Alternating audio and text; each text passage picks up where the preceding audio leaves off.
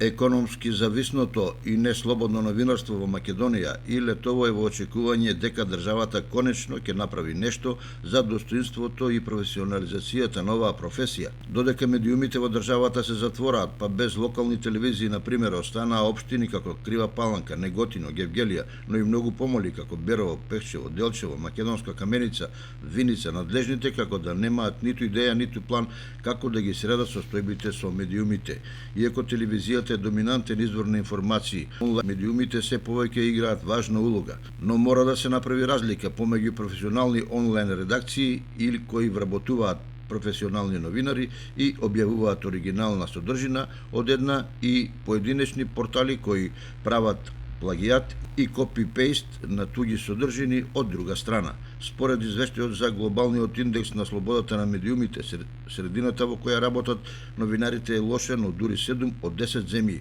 а задоволителна во само една од 3 земји. За каков медиумски напредок се зборува во државата во која речиси секојдневно се затвораат национални, регионални и локални медиуми, каде политичари и владици отвораат медиуми, каде на сила се контрапродуктивни закони и особено кога во такви медиуми одамна не може да се види, чуе или прочита асална професионална информација.